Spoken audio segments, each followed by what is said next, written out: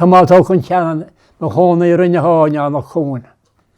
Tá mé teiricóir agus sé bliana déaghaís agus tá mé cuimliú wagam ar a seanfial. Well, sure, I was nostril in like there. The car Taifead skip maher. There should the force steal in.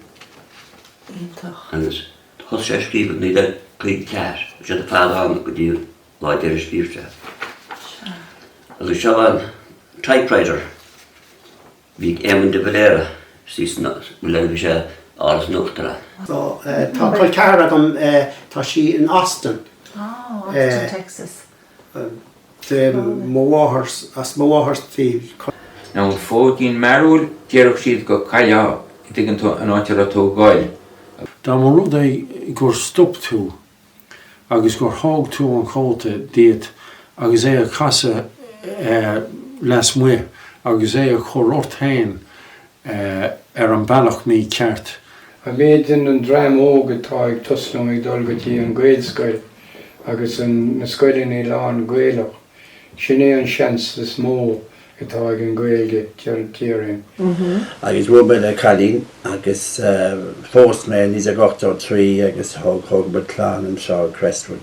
Ach 8 ceithid for me An Bruach Thoir glyphomána níormach fi seacht agus níir mé méí a bhaníisian bhfuil said. Ave Maria, Ave, is tas amor, is more day.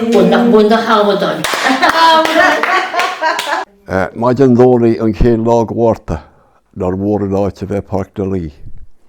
Bhí an túl sa Thar sa scoil an áirde le sása tí. Bhí áit an An Bruach agus léir an ddónaí.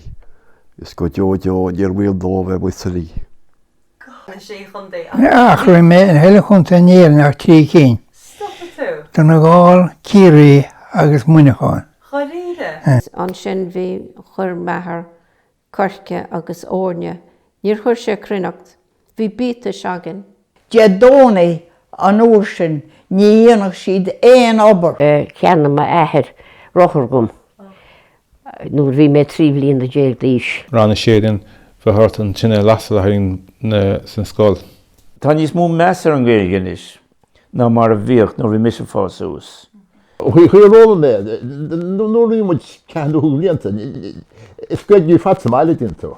Bhí troch bhéalagan. Chuine ag tochras ar a Ceirclín hain.